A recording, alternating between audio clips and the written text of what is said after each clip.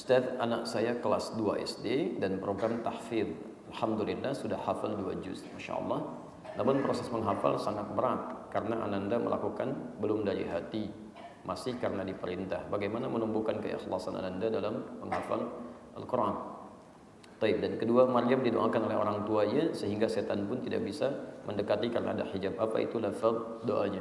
Taib. Untuk yang pertama, Bapak dan Ibu sekalian, kalimat-kalimat pengajaran yang dihadirkan dalam Al-Quran Al-Karim, baik kepada kita pribadi ataupun disampaikan kepada anak, ya, dalam menyampaikan apapun, memang kalimat pertamanya mesti dipaksakan, ya, mesti dipaksakan. Sesuatu yang belum dibiasakan itu harus dipaksakan, dimulai untuk memaksa diri kita untuk belajar, ya, dan dari situ nanti akan ada proses untuk dilalui, hadir kenikmatan. Dari kenikmatan itu nanti muncul motivasi-motivasi yang bisa berbeda. Mulai muncul kenikmatan, mulai mencari keikhlasan, mulai mencari anugerah. Walaupun setiap awalnya mesti memaksa diri kita untuk belajar.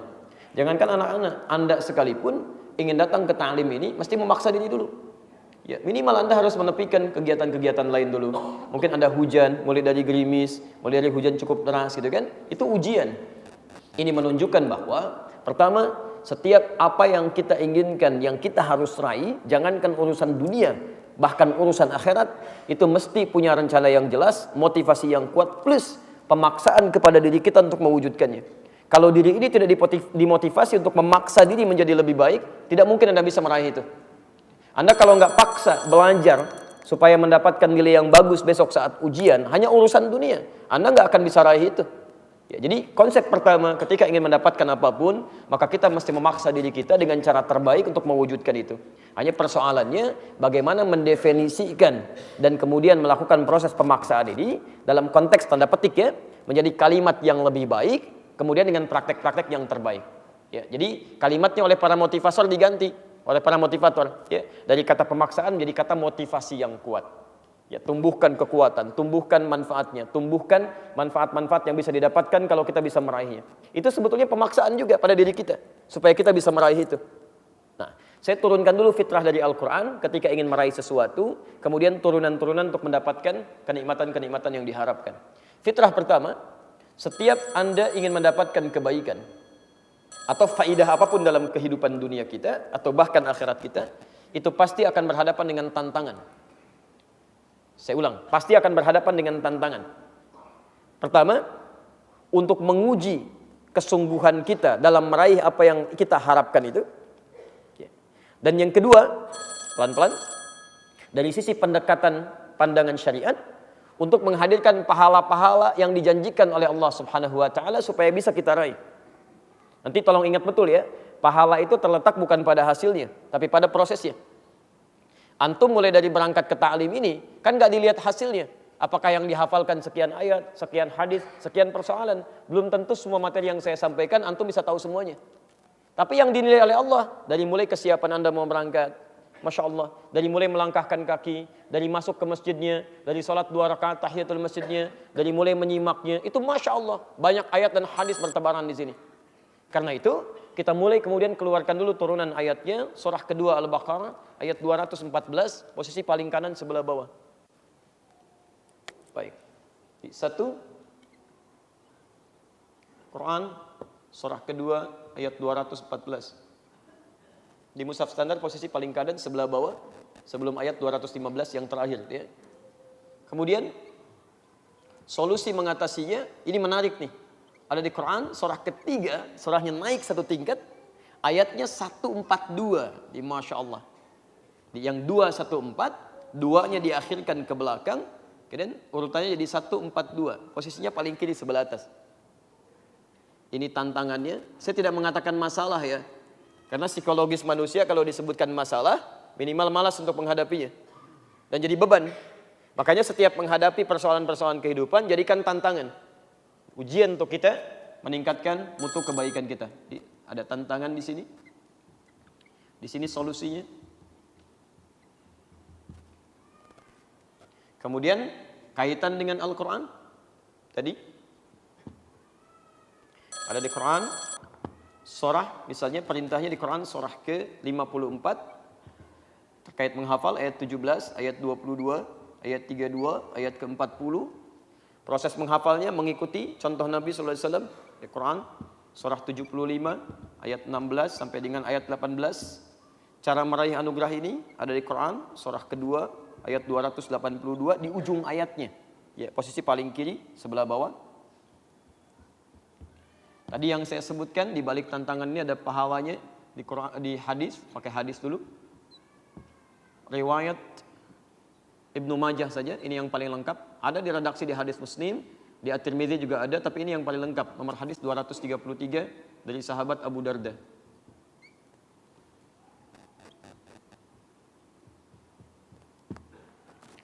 Kemudian semua yang dihadapkan ini diharapkan Allah Subhanahu wa taala memberikan kita pahala-pahala kebaikan. Yang tafsirnya ada di sini.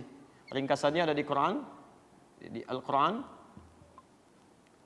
surah ke-67 Al-Mulk ayat yang kedua. Baik. Solusi hadis Qurannya kalau sedang malas, butuh motivasi kan, sampai nanti hadir keikhlasan karena Allah. Ada di At-Tirmidzi, hadis riwayat At-Tirmidzi. Nama aslinya Muhammad dari Tirmidzi, dikenal dengan At-Tirmidzi. Nomor hadis 2910, kan? Ini yang baru baca. Kalau belum lancar, nomor hadis 2920. Kalau sudah mulai menghafal, nomor hadis 2915. Sampai mendapatkan keikhlasan. Keikhlasannya ada di hadis riwayat Al-Bukhari. Nomor hadis yang pertama dari Umar bin Khattab radhiyallahu taala anhu. Ini gambaran dalilnya. Baik. Bismillah, saya agak pelan-pelan dulu ya. Kita mulai dari yang pertama. Setiap orang yang mengharapkan keberhasilan dalam hidupnya, apalagi ingin meraih surga dengan pahala-pahala yang dia persiapkan saat di dunia, itu tidak otomatis bisa melakukan semua harapannya dengan mudah. Lihat kalimatnya, am hasibtum an tadkhulul jannata walamma ya'tikum mathalul ladzina khalau min qablikum. Apa Anda duga begitu mudah mendapatkan surga, ingin meraihnya, sementara Anda belum mendapatkan ujian menghadapi tantangan-tantangan seperti orang-orang dulu yang dijamin masuk surga pun menghadapi ujian. Saya mau tanya pada antum, Nabi Muhammad SAW dijamin tidak masuk surga? Dijamin masuk surga, dekat dengan Allah, dijaga dari kesalahan, masuk surga tanpa hisab, surga tingkat paling tinggi. Apa Anda kira nggak ada ujiannya? Ada. Ujian bagi dirinya. Ya, beliau dihina, beliau dicela, disebut seorang penyair, disebut tukang sihir, disebut dukun, dilempari bukan cuma dengan kata-kata, dilempari dengan batu juga saat di Taif. Dituduh, istri beliau juga dituduh, keluarganya dituduh, Masya Allah. Dan itu dihadapi dengan indahnya. Nabi dicela, Rasul dicela, bahkan malaikat dicela, bahkan Allah pun ada yang mencela. Anda Nabi bukan, Rasul bukan, malaikat bukan, bukan juga Allah, gak mau dicela. La haula wala quwwata illa billah. Ya, harus kita melihat. Ya, barangkali di situ ada sesuatu yang harus kita kembalikan. Orang dulu Bilal dijamin masuk surga, ada ujiannya. Abu Bakar As-Siddiq jamin masuk surga, ada ujiannya. Masya Allah. Jadi semua menghadapi tantangan kehidupan. Anda pengen sukses belajar saja, ada ujiannya. Anak TK sekarang ada ujiannya. Anak SD ada ujiannya. Rapotnya begitu banyak. Ujian. Dunia aja ada ujian. Masa akhirat gak mau ada ujian? Paham sampai sini? Nah, apa bentuk ujiannya? Ini sebetulnya yang harus kita pelajari dulu. Jadi kebanyakan orang ini mengeluh dengan masalah karena gak kenal masalahnya.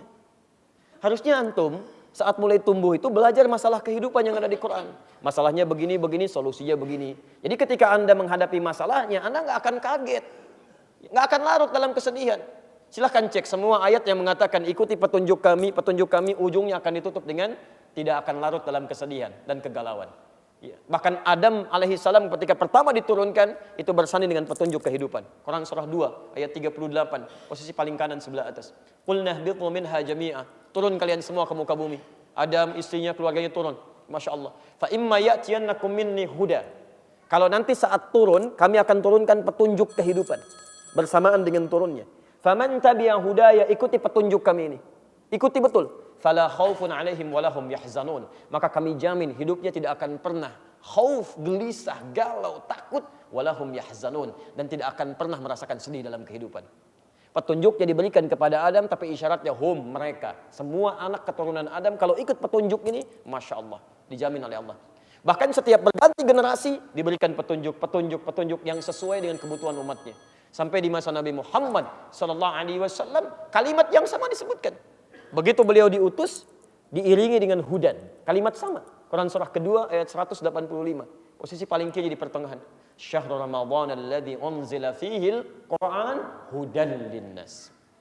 Fungsi Al-Quran dari Al-Fatihah sampai dengan An-Nas, fungsinya bukan sekedar bacaan, tapi hudan, jadi petunjuk kehidupan.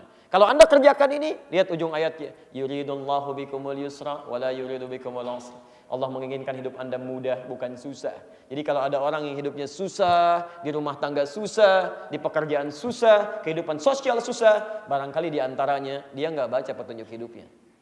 Sehingga banyak keluhan dalam kehidupannya. Kenali dulu. Nah, rumus menghadapi masalah ini, apapun yang Anda lakukan, termasuk menghafal Quran, itu akan ada 3 jenis ujian. Nanti ini teori dasarnya dulu ya. Nanti barangkali turunannya dalam kesempatan berbeda kita bisa adakan daurah atau ta'lim khusus tentang ini. Ya. Yang paling menarik, 1, masathumul ba'sa. Jenis pertama disebut dengan ba'sun, ba's. Akan ditimpa dengan yang ringan dulu. Ringan, kecil-kecil dulu. Ya, kecil. Jadi inilah keadilan Allah. Tidak akan seseorang diuji dengan langsung seketika ujian berat, tidak. Kadarnya sesuai dengan kemampuannya. La yukallifullahu nafsan illa wus'aha. Allah tidak akan mungkin menitipkan satu ujian untuk meningkatkan kualitas hidup seseorang kecuali sesuai dengan kadar kemampuannya. Jadi ada ujian ringan dulu, ya. Penghafal Quran, awal-awal nggak pernah menghafal, baru ujian mulai ringan-ringan dulu. Yang tadinya baca Al-Quran, sekarang mulai baca Al-Quran. Dikasih dulu dengan motivasi, semangat, tiba-tiba muncul malas, tiba-tiba melihat Quran nggak biasa, tulisannya beda dengan yang biasa dia lihat. Al-Quran begini, Al-Quran begini, gitu kan?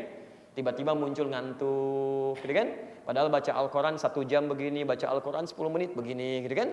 Bosan sih enggak, cuman cepat ngantuk. Itulah Al-Quran indahnya. Bosan gak ada yang bosan. Antum pernah baca Al-Fatihah bosan? Padahal 17 kali dalam sehari. Kalau bukan firman Allah, mustahil ada yang bisa begitu. Mustahil itu. Silahkan baca karya terbaik manusia. Gak usah banyak-banyak lah. Al-Quran 17 kali dalam sehari. Karya manusia 3 kali dalam sehari. Baca terus selama sebulan. Sehari 3 kali, sehari 3 kali. Demi Allah paling 3 hari Anda tinggalkan tuh. Udah hatam saya, udah hafal, paling kesini Al-Fatihah, hatam, hafal, dibolak-balik juga Anda ngerti, paham betul, gak pernah tertukar. Cek buktinya. Setelah Bismillahirrahmanirrahim apa? Alhamdulillahirrahmanirrahim. Setelah Ar-Rahmanirrahim, Maliki Yaumiddin. Sebelum Maliki Yaumiddin, Ar-Rahmanirrahim. Masya Allah, hafalan tuh bolak-balik. Pernah nggak bosan? Demi Allah saya katakan, belum pernah ada kertas masuk sampai hari ini. Termasuk orang mengeluh datang mengatakan, Ustaz, saya bosan Ustaz. Kenapa? Baca Al-Fatihah. Masya Allah, nggak ada tuh sampai hari ini. Ini menunjukkan firman Allah luar biasa. Cuman kadang-kadang ketika mulai mau membaca, menghafal, datang kantuk. Itu masih ringan.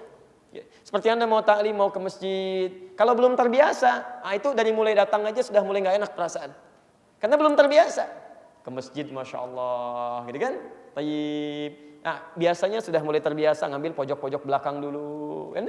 Nanti kalau sudah terbiasa maju ke tengah, sampai paling depan. Alhamdulillah. Itu awal-awal. Ya. Alhamdulillah baru bisa ke masjid. Nanti kalau sudah mulai rutin, diuji lagi. Masih ringan juga. Kasih gerimis dikit. Ayo masih ke masjid enggak? Kalau enggak gerimis, jangankan kamu. Yang lain juga bisa datang. Kasih gerimis. Anda bisa lewat. Maka orang Arab mengatakan la ba'sa. Kata ba'sun bisa lewat la ba'sa. Ini ringan. Bisa saya jalani. Jadi kalau antum tanya misalnya kaifa haluk, dia punya masalah sedikit, dia katakan la ba'as insyaallah. Enggak ada masalah. Saya bisa jalani.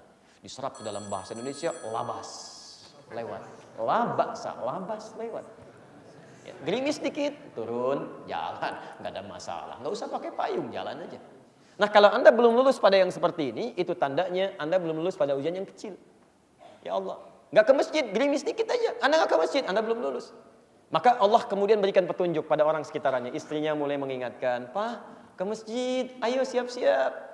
Hujan mah, akan cuma gerimis dikit. Takut riak. Oh, Masya Allah gitu kan. Kadang-kadang masih itu terjadi tawar-menawar, sampai kemudian nggak ada celah lagi untuk mengelak. Sediakan payung. Kalau perlu mama anterin ya, macam-macam tuh. Jadi ketika ibu menghadapi situasi seperti itu, antum juga demikian, motivasi. Ya, jangan kemudian hadirkan kalimat-kalimat yang membuat dia turun, malah nggak mau ibadah. Ya, malah nggak mau ibadah. Oh iya benar hujan ya, nanti aja kalau hujannya reda. Cari dulu solusi. Kalau ada solusi yang bisa mendampingi itu lebih baik. Anak misalnya, ya sedang malas-malasnya, antum tanamkan motivasi. Dek, Kalau ada bisa menghafal Quran baik, silahkan lihat. Nih mama kasih tahu ya, ini orang paling hebat di dunia. Nih silahkan cek. Dari mulai kalangan orang-orang soleh sampai ke zaman sahabat sampai ke Nabi. Ini ada Imam Asy-Syafi'i. Imam Al-Bukhari itu dia dulu waktu lahir, kemudian tumbuh, ditinggal ayahnya. Kemudian matanya buta, nggak bisa sembuh. Beliau menghafal Al-Quran.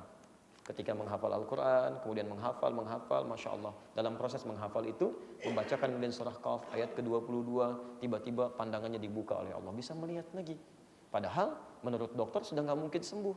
Ah masa sih mah, kok gitu amat? Si Ahmad aja nggak gitu? Itu si Ahmad, ini Imam Al-Bukhari.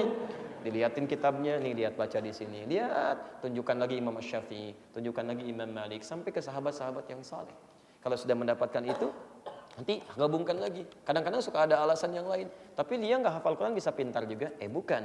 Pintar itu cukup dengan belajar. Tapi Quran memberikan keberkahan dalam pelajaran. Quran juga menambah ingatan kita. Quran mendekatkan diri kita dengan Allah supaya hidupnya nggak susah. Hadirkan. Maka ketika dia merasakan motivasi itu, nanti dia akan berubah pelan-pelan. Ya, dan akan ada peningkatan dalam dirinya. Ya. Biasanya kalau sudah seperti itu, naik lagi ujiannya. Dharra namanya. Sudah mulai ke fisik. Ya, ke fisik. Sudah ada sentuhan-sentuhan. Seperti Anda yang biasa kumpul-kumpul, kemudian boleh mau ke masjid. Kelihatan teman Anda.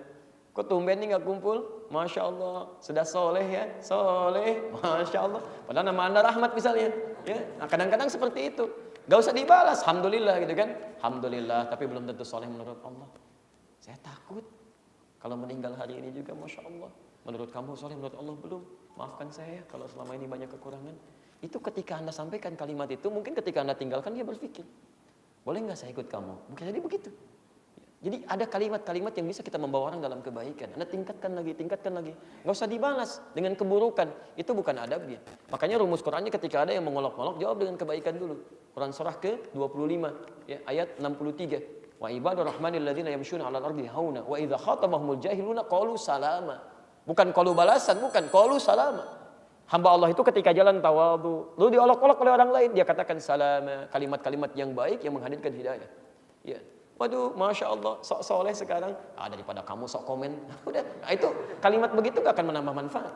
Ya. Kemudian yang terakhir, baru di ujung ada yang disebut dengan zilzal, wa zulzilu hatta yaqula rasulu walladzina amanu ma'ahu mata nasrullah. Kalau tadi dharra masih fisik, kadang-kadang bukan gangguan orang, tapi mungkin ada gangguan finansial, gangguan di perjalanan. Kadang harus nyari guru sampai perjalanan jauh. Tiba-tiba menemukan guru yang bagus ya. Yang bagus itu yang ketat cara mengajarkannya kalau penghafal Quran. Bukan hanya memberikan kemudahan-kemudahan untuk menghafal, tapi Anda menghafal yang salah. Jangan menemukan yang seperti itu ya. Kalau bisa mengajar yang benar, kenapa ngajarin yang salah? Kasihan nanti. Saya sudah berhadapan dengan anak-anak itu ya. Masya Allah, sebagian anak Allah karuniakan dilihat oleh kami beberapa hal, datang saya dengan istri, dilihat Masya Allah ada sekitar 30 anak. Hafalannya banyak, udah 2 juz, 3 juz, 4 juz, 5 juz. Tapi kami menangis karena menghafal yang salah gitu. Yang seperti ini nanti yang kasihan, waktunya habis untuk menghafal yang salah, begitu hafal ditahsin lagi. Menghafal bisa 1 tahun, tahsinnya 3 tahun, 4 tahun, karena memulai dari awal. Kasihan waktunya habis, cari guru yang baik. Walaupun untuk menemukan yang baik itu perjuangan gak mudah. Kadang-kadang dharra, begitu datang sampai situ, jarak 30 kilo, dan naik angkot jalan-jalan, suruh dibaca. Iqra, baca. Ta'awud dulu. A'udzu billahi minasyaitonir rajim. Masya Allah. Cukup ya, besok kesini lagi. Mau datang lagi nggak? Nah, di Timur Tengah kadang kami begitu, nggak banyak-banyak tuh. Suruh ta'awud tuh, gitunya besok datang lagi gitu kan. Ya, ternyata kalau kita berprasangka baik kepada guru, ternyata di situ ingin mengecek lisan kita masalahnya di mana. Dilihat di huruf-hurufnya, dia hurufnya di sini. Lalu dibimbing nanti pertemuan berikutnya. Diminta diteruskan sampai ketika Anda benar 20 ayat pertama sabar, kesananya akan lebih mudah lagi. Anda sabar dalam 1 juz, kesananya bisa menghafal sendiri setelah paham gharib wal mushkilah, tinggal setoran. Tapi kalau Anda tidak sabar, Anda hafalkan silahkan. Jadi begitu baca 1 ayat, dicek lagi. Ayat dibenarkan lagi. Ujung-ujungnya muncul kebosanan, nggak mau menghafal lagi. Itu diantara taktik setan yang memalingkan kita dari kebaikan-kebaikan. Baik, yang terakhir zilzal. Zilzal itu ujian yang menggoncang kepada jiwa. Ya, kadang tiba-tiba misalnya dirundung satu persoalan yang membuat kita terhambat menghafal. Ada ujian kematian, ada ujian misalnya usaha mulai turun, ya, ada godaan-godaan yang lain. Disitulah kemudian kekuatan kita diuji oleh Allah Subhanahu wa taala.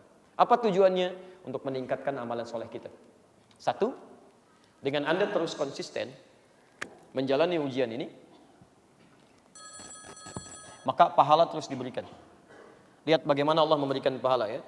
Setiap Anda menjalani proses kebaikan-kebaikan tadi, maka tujuannya ini, liyabluwakum ayyukum ahsanu amala.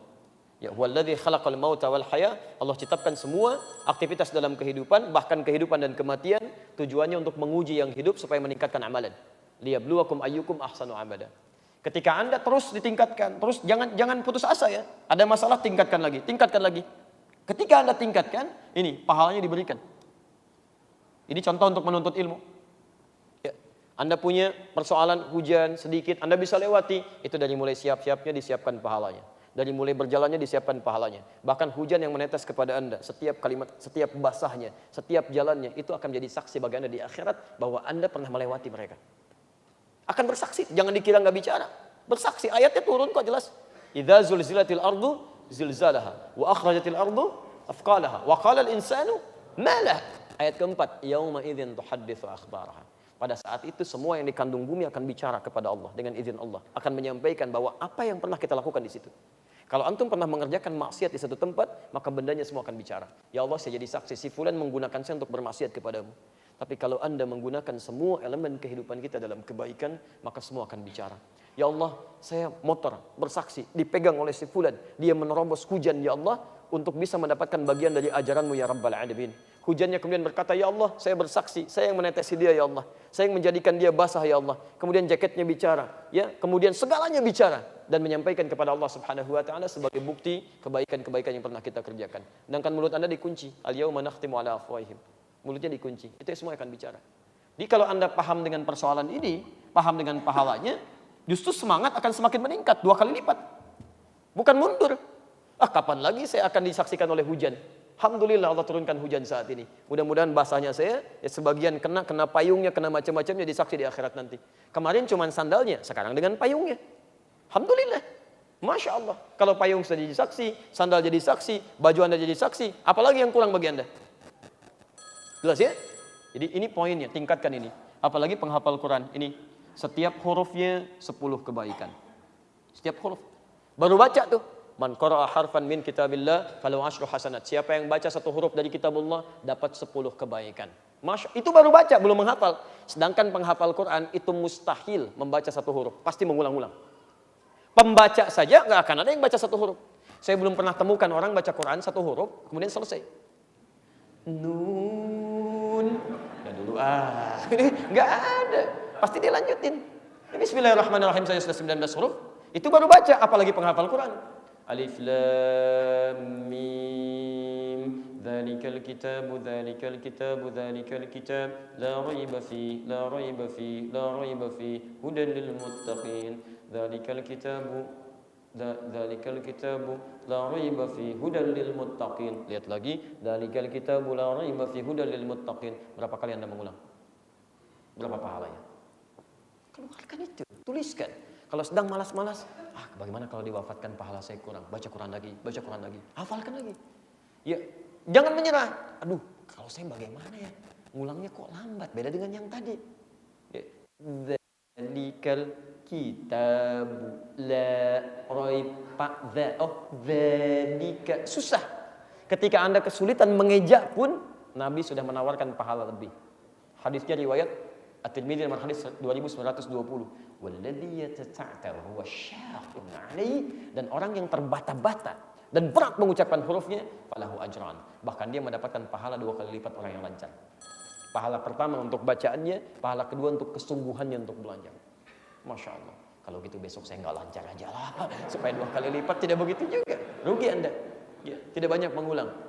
Tayyib, kalau mulai menghafal, tambah lagi. Anda akan diberikan jubah kehormatan, mahkota kehormatan, melangkah surganya bisa menggandeng orang tuanya kalau dia beriman dan beramal soleh, naik ke puncak tertinggi. Itu di At-Tirmidzi nomor hadis 2915. Sampai dikatakan oleh Quran sebelum Anda naik, Qurannya bicara, Allahumma halli, ya Allah tolong hiasi orang ini, bedakan penghafal Quran dengan yang bukan penghafal. Itu tafsir dari Quran surah ke-35 Fatir dari ayat 32 sampai 33, posisi paling kiri sebelah atas. Ya yuhallawna fiha, diberikan hiasan dan diberikan mahkota di kepalanya. Fayulbasu ilaihi tajul karamah, dipakaikan mahkota kehormatan. Lalu kemudian faidah kepada kedua orang tuanya. Kalau keduanya beriman, memfasilitasinya, maka difirmankan untuk memberikan mahkota tambahan pada kedua orang tuanya, yang itu sinarnya lebih terang dibandingkan sinar yang masuk ke dalam rumah seseorang. Masya Allah. Setelah itu Qurannya bicara, Allahumma zidhu. Ya Allah tambahkan penghafal Quran, bedakan dengan fasilitator. Fayulbasu ilaihi libasal karamah, maka dipakaikan jubah kehormatan. Sampai kemudian dia masuk ke surga, menggandeng orang tuanya. Maka dikatakan waqra waqar, silahkan baca dan kemudian naik ke surga. Fa inna akhira qiraatika akhiru manzilatika. Akhir bacaanmu di situ tempat tinggalmu. Maka mulailah terjadi banyak penyesalan. Yang biasa membaca 5 ayat menyesal karena dia sampai di situ tempatnya di situ. Yang 10 ayat naik lagi ke atasnya. Masya Allah. Naik lagi karena semakin naik semakin indah, semakin indah. Maka bagaimana dengan para penghafal Quran? Dia bacakan sampai puncak terakhirnya sampai di paling ujung. Minal jinnati wan nas, puncak tertinggi. Ya Allah, bisa ditukar enggak ya Allah? Saya baca dari An-Nas dulu misalnya. Enggak bisa, tetap dari bawah terus sampai ke atas. Puncak tertinggi. Makanya Masya Allah. Ya, saya sering katakan kalimat ini. Anak-anak di Palestina, di Libya itu berlomba menghafal Quran. Minimal kalau bukan untuk dirinya, dia ingin mengajak keluarganya naik ke atas serta. Perhatikan canda-candanya kalau belum hafal tuh anak 4 tahun, 5 tahun itu. Kalau belum hafal 30 juz, nanti yang 30 juz canda sama temannya yang baru 15 juz, baru 20 juz. Nanti saya di surga sudah di atas, saya dadahin, kamu masih di bawah katanya.